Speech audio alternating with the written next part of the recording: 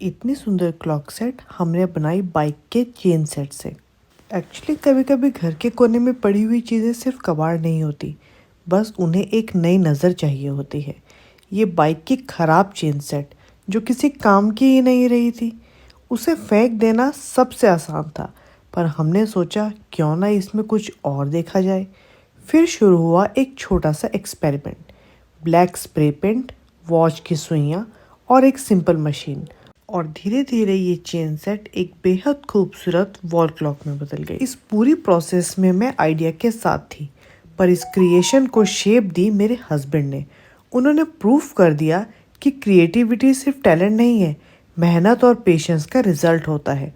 और सबसे खूबसूरत पार्ट, ये सब हमने मिलकर किया। कोई ये मेरा काम, कोई ये तुम्हारा काम नहीं, बस एक ही गोल जो है उसे बेस्ट बनाना है। और जब ये सब हो रहा था ना, हमारी बेटी चुपचाप हमें देख रही थी।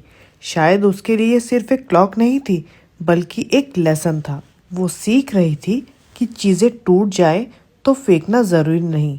मम्मी पापा एक टीम होते हैं।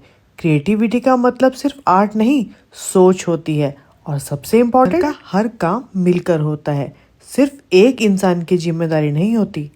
आज उस दीवार पर सिर्फ एक वॉल क्लॉक नहीं लगी है, वहाँ एक कहानी लगी है, टीम वर्क की, रिस्पेक्ट की, और एक ऐसी परवरिश की जहाँ बच्चे सिर्फ बोल सुनकर नहीं, देख कर सीखते हैं।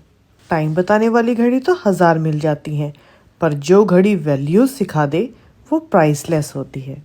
हम दोनों साथ में मस्ती मजाक करते हुए इस क्लॉक को बना रहे थे, इसलिए मन्नत को भी इंटरेस्ट हो रहा था और वो भी हमें देख रही थी। अल्टीमेटली बच्चा वही बोलता सीखता है जो उसके घर में हो रहा होता है। हमें कोशिश करनी चाहिए कि जो हम अपने बच्चे से एक्सपेक्ट कर रहे हैं, पहले हम वो अपनी लाइफ में इम्प्लीमेंट करें।